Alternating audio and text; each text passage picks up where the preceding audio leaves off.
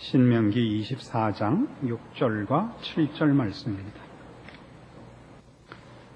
사람이 맷돌의 전부나 그 윗장만이나 전집하지 말지니 이는 그 생명을 전집함이니라. 사람이 자기 형제 곧 이스라엘 자손 중 한 사람을 후려다가 그를 부리거나 판 것이 발견되거든 그 후린 자를 죽일지니 이같이 하여 너희 중에 악을 제할지니라. 6절은 담보를 잡는 겁니다. 돈을 구워주고 담보를 잡을 때 그 맷돌을 잡을 수 없다 하게 되어 있는데, 왜냐하면 이스라엘 사람들은 각 집마다 이 맷돌을 가지고 아침마다 밀을 갈아서 빵을 해 먹었기 때문입니다. 우리 식으로 하면 뭘까요? 무슨 석유 볼로나 무슨 가스레인지나 뭐 여기에 해당하는 것이겠죠. 그의 매일의 삶에 있어서 가장 중요한 그 생활 수단을 담보로 뺏어갈 수는 없다. 7절은 아주 사람을 납치해다가 부려먹을 수 없다. 그것인데요. 물론 첫 번째 것은 있는 자가 없는 자를 물질로 인하여 너무 그의 생명이 위협받을 정도까지 핍박을 하면 안 된다. 그런 얘기고, 7절은 물론 사람의 인권을 침해하거나 그 인권을 존중하는 일을 반대해서는 안 된다. 반대하는 쪽으로 가서는 안 된다. 이런 얘기입니다. 그러나 이것은 이렇게 무슨 이념적이고 무슨 이상적인 얘기 정도가 아니라 현실적으로 훨씬 우리 주변에 늘 일어나는 얘기들을 이렇게 대표적으로 여기 설명한 것입니다. 늘 일어난다는 것은 뭐냐 하면, 우리가 인생을 살다 보면 자기 자신에 대해서 그런 생각이 들 수도 있지만, 우리 많은 사람들 속에서 저 사람은 왜 태어났나, 그런 사람이 있습니다. 저 공부도 못하고 자기 앞도 가리지 못하는데 저거 왜 태어나서 부모 속썩이고 옆 사람 손에 끼치나. 저 사람이 없었던 것이 그 부모에게도 이기고 한 사회에도 이기고 우리나라에도 이길 텐데, 그런 생각이 들죠. 일종의 우스갯소리입니다만은 요 근래에 조선일보에서 지난 해방 이후 50년 동안 한국의 이러저러한 것들에 대한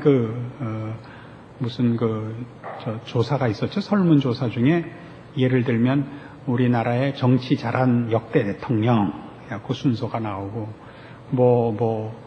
유명한 건축물 이런 거 나오는 중에 우리나라에 제일 해를 끼친 사람 1번 이완용, 2번 김영삼 이렇게 나온 거고, 하여튼 되게 웃었어요. 그런 사람이 있단 말이에요. 이 완용이 왜 태어났나, 영삼이 왜 태어났나, 이런 생각이 든단 말이죠. 그러니까 우리가 어떤 한 사람을 궁지로까지 몰아붙일 때는 너는 존재하지 않는 것이 더 낫다라고 생각하는 거다 이거죠. 그러니까 누구의 맷돌을 전집해오는 것은 너는 죽어도 싸다 이렇게 생각하는 거다 이거죠. 그러니까 그러지 말라는 것은 우리가 볼 때 저건 왜 있나 가 없다는 거죠. 저건 왜 있나가 없다, 이 말을 알아들으시죠? 우리가 그렇게 평가할 사람은 없다는 거죠. 한 생명의 가치는요, 일단 개인적인 무슨 능력으로만 평가할 수 없습니다. 공부를 잘한다, 돈을 잘 번다, 책임을 지킨다, 유능하다, 이렇게만 생각하시면 안 됩니다. 유람선을 만들면 말이에요. 요새 이제 금강산 간다고 이제 유람선 얘기가 나오곤 하는데, 이제 보통 잘 사는 나라들은 배 타고 4박 5일 혹은 5박 6일 이렇게 놀러 나가는 것이 이제 최고의 그 놀이입니다. 그 영화로도 나왔던 타이타닉호 같은 것도 그게 꼭 대서양을 건너야 되는 사람들만 타는 것이 아니고 돈 많은 사람들은 배를 타고 배 타고 노는 거예요. 그냥 동네에서 놀면 옆집에서 욕하니까 배 타고 노는 거예요. 옆집 없는 데서. 그리고 공해상으로 나가서 어느 나라 법에도 저촉되지 않는 곳에서 도박하고, 그게 유일한 그 삶의 즐거움인 그런 사람들도 있는 것입니다. 그러면 잘 생각해 보세요. 그 큰 배에 제일 중요한 게 뭐예요? 그 큰 배에 제일 중요한 거. 제일 중요한 게 뭐예요? 뭐 물어보면 생각을 안 하고 이렇게 째려봐요. 그 큰 배에 이 유람선에 제일 중요한 게 뭐예요? 선원들이 중요하죠. 그 배 안에 기계 이런 거 중요하죠. 제일 중요한 건 손님이에요. 손님이 없으면 장사가 안 되잖아요. 유람선 만들어서 무슨 딴 거 하려고 그러고 이제 장사하자는 거 아니에요. 그럼 잘 봐요. 거기 타는 사람들 중에 뭐 유명한 사람이 탔다도 중요하지만 그 이름 없이 돈 내고 타는 사람이 많아야 되는 거예요. 카메라에 안 잡히는 사람들. 우리가 인생을 살아보면 제일 중요한 사람이 누구냐면 잘난 사람들이 아니에요. 그 사람들이 잘나도록 밑에 깔린 사람들이에요. 알아들어요? 그래서 여러분이 수면 위에 고개 내밀고 잘난 척하는 거예요. 그 밑에 숱하게 깔린 그 20m 깊이로 깔린 시체들 위해서 여러분이 잘난 척하고 있는 거라고요.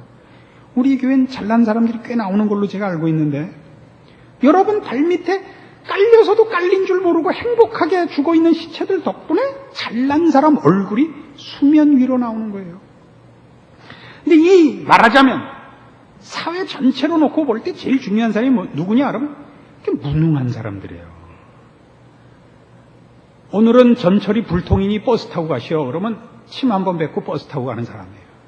버스 타고 가다가 버스 길 막히면 내려서 걸어가는 사람이 그게 많아야지. 뭐 전철이 안 돼? 야, 서울시장한테 전화해. 이게 한 마리만 있으면 돼. 이런 사람은 모두가 그렇지 않다고요. 그래서 사회라는 집단을 보면 물, 흙 이게 더 많아야 될 거 아니에요. 배추가 많아야 돼요? 흙이 많아야 돼요? 응? 한번 얘기해. 고기가 많아야 돼요? 물이 많아야 돼요? 고기가 많아야 된다. 고기 졸여 먹은 거죠, 그거는. 물이 더 많아야죠. 암만 고기가 많아도 최소한 물반 고기반은 돼야 될 거 아니에요. 물반 고기반이면 물이 그래도 2배라는 얘기예요. 그게 많아야 고기가 있고, 흙이 많아야 거의 채소가 나고 꽃이 피고, 여러분 뭐 테니스를 치든 골프를 치든 할 거 아니에요. 흙이 많아야. 그렇잖아요. 사람 사는 데를 보면 우리가 어떤 사람이 유능하기를 바라는 것은 자존심의 관계에서요. 사람을 실제로 한 사람의 존재가 어떤 가치를 가지느냐를 제대로 볼 줄 모르기 때문에 눌러도 좋은가? 조심해야 되는가? 이렇게밖에 판단을 안 하니까 아무에게나 밀고 들어가는 것이, 실제로 따지면 그 사람들 없으면 여러분이 다 꽝인 거예요. 이 물과 흙과 윤활유가 되는 이 사람의 가치를 여러분이 괄세하면 못 써요. 더더욱 더 재미있는 것은, 이거보다 더 재미있는 것은, 왜 지금 내가 볼 때 괄세해도 좋다는 생각이 드는 사람들을 우리가 괄세해서는 안 되는가? 하나님이 한 사람을 완성시키는 과정에서 어떤 사람을 괄세받는 과정 후에 몰아넣는 수가 있어요. 괄세받는 처지에. 여러분, 형통해갖고 훌륭해진 사람 봤어요? 모든 훌륭한 사람은 난관을 극복하는 거예요. 난관을 극복할 때 그 난관을 극복하는 것이 능력에만 있지 않습니다. 난관을 극복한다는 것은 난관이 갖는 의미를 제대로 이해할 때 통과하는 것입니다. 인생이 뭔가? 인간이 뭔가?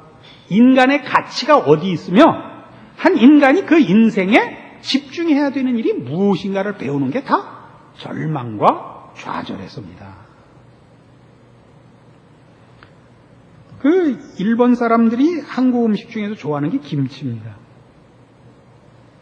근데 일본은 우리보다 그 토질이 훨씬 좋습니다. 그래서 일본은 나무도 우리보다 잘 자라고 무슨 그 채소 같은 것도 훨씬 크게 잘 자라는데도 김치는 수입해다 먹습니다. 왜냐하면요, 우리나라의 배추씨나 무씨를 일본에 갖다 심으면 심심해져요. 크기는 하는데 우리나라 배추나 무같이 되질 않습니다. 왜냐하면 땅이 너무 좋아서요. 우리나라는 왜 배추나 김치가 맛있냐면요, 땅이 척박해서 맛있답니다. 그래서 이게 신기하게도 봄에 날씨가 좋으면 그 해 농사를 망친답니다. 봄에 뿌린 이 곡식들이 날씨가 좋으면 준비를 안 하고 큰데요, 멀대같이 큰데요, 크기만 크고 속이 안 찼다가 조그만 기상이 나빠지면 나중에 그냥 맥없이 망한다는 거죠. 근데 봄에 뭐 비가 너무 많아서 가물었다든가 아니면 너무 왔다든가 병충해가 심했다든가 그러면 크진 않아도 단단하게 큰다는 거죠. 그래서 어지간한 것으로 무너지지 않는다는 거예요. 그래서 여러분 그 생각 나세요? 이상하게도 우리 박정희 대통령이 있었을 때 매일 봄마다 가물었어요. 그 이상해도 그 전통이 있을 때는 또 이상하게 풍년이 들었어요. 참 하늘도 무심하지. 이상하게 거꾸로 되곤 했는데 그때도 얼마나 가물곤 했냐면요, 제 기억에 그 박정희 대통령이 이런 한탄을 한 적이 있어요. 내가 전생에 무슨 죄를 져서 대통령이 돼서 비 안 오는 것 때문에 걱정이 돼서 잠을 못 자는 벌을 받는가, 그런 고백을 했어요. 그렇게 이상하게 그때는 가물어갖고 모내기를 못하다가 언제 모내기를 했냐면 장마철에 했다고요. 비가 장마 때가 돼야 오는 거예요. 6월 말이 돼야. 봄에 비가 안 오고. 그래도 한 번도 굶어 죽지 않았어요. 논농사가 안 된 적이 없어요. 그래서 한 인간을 완성시키는 데 있어서 하나님이 그 인간을 인도하시는 과정 속에 사람을 무능해 보이고 열등해 보이고 쓸모없어 보이는 길을 걷게 하시는 수가 있는데, 그때마다 너는 하나님이 버린 자다, 너는 쓸모없는 자다, 이렇게 쉽게 손가락질하지 마라 이겁니다. 이게 성경이 가르치는 거죠. 하나님이 한 인간에게 채우려고 하고 도달시키려는 그 목적지는 유능과 무능의 문제가 아니다, 이런 것입니다. 우리가 자존심으로 따지는 그런 기준이 아니더라 이겁니다. 우리가 잘 아는 대로 거룩의 싸움이거든요. 거룩의 싸움. 하나님을 알고 하나님을 기뻐하는 싸움이거든요. 근데 우리는 자존심을 기준한 싸움밖에 할 줄 몰라서 누구를 밀어도 좋고 밟아도 좋고 혹은 괄세해도 좋은 기준을, 세상적 기준을 갖고 보니까 이 가난하다든가 무능하다든가 지금 형편이 나쁘다 그러면 쉽게 가서 밟아버린단 말이죠. 그러지 말라는 얘기입니다. 그래서 우리는 이런 생각을 해야 됩니다. 지금 오늘 성경이 우리에게 가르치는 것은 말하자면 맷돌을 전집하지 마라, 납치해가지 마라 하는 얘기는 결국 이런 얘기가 돼요. 우리가 잘되고 성공하는 일에 이웃이 경쟁자가 아니라는 겁니다. 이웃하고 나하고 둘 중에 둘 다 그 자리를 받을 수 없고 둘 중에 하나는 없어져야 그 이익이나 혹은 목적을 탈취하는 것이 아니라는 얘기죠. 우리 경쟁 상대가 아니라 이 사람 때문에 내가 크고 나 때문에 이 사람이 크는 관계라는 거죠. 내 이익을 위하여 누구를, 어떤 한 개인을 자기 인생을 살지 못하게 붙잡아다 내 인생에 무슨 영양소로 쓰거나 발판으로 삼지 말라는 얘기죠. 알아들으세요? 이게 납치하지 말라예요. 근데 세상은 그렇게 살려는 거죠. 세상이 우리에게 가르치는 건 뭐래요? 적자생존 아닙니까? 약육강식이고 지면 죽는 겁니다. 이기는 자만 살아남습니다. 그러나 그 살아남는 거는 뭘로 살아남는 겁니까? 상대방을 죽이는 자로 육식 동물로 살아있는 것이지 그가 인격과 거룩과 하나님을 아는 차원에서 살아있는 것 아닙니다. 우린 자꾸 그 유혹을 받는 거죠. 세상으로부터 그 도전을 받는 거죠. 너 그러면 너 그럼 망해. 아닙니다. 여러분 자녀에 대해서도 이 교육을 똑바로 시켜야 되고 여러분 자신의 인생의 기준에 있어서도 이 부분을 놓치셔서는 안 됩니다. 어떤 존재든지 그 존재가 나의 성공과 이 신자된 입장에서의 하나님의 인도함을 받는 존재로서의 경건한 승리와 하나님이 의도하시는 목적지로 가는데 다 필요해서 내 이웃이 되어 있는 겁니다. 어떤 사람도 그 사람 때문에 내가 이익을 받고 내가 그에게 이익이 되도록 하나님은 요구하고 계시는 겁니다. 이 십계명이라 그랬죠. 도적질 하지 마라, 살인하지 마라. 이게 다 뭐예요? 내 것을 상대방의 것을 뺏어다가 채우지 말라는 거죠. 하나님은 그렇게 가난하시지 않다니까. 하나님이 물건을 하나밖에 안 갖고 있어서 네 이웃과 너 사이에 경쟁을 해서 이기는 자에게 주시는 분이 아니다 말이에요. 기꺼이 죽으라는 거 아니에요? 이웃을 위하여 죽으라. 네 이웃을 내 몸같이 사랑하라. 이게 다 뭐예요? 그가 나의 성공과 나의 이익을 위하여 하나님이 세운 필요한 내 이웃이라니까요. 나를 위하여 하나님이 그 사람을 내 옆에 세워놨다니까요. 여러분 부부된 게 어때요?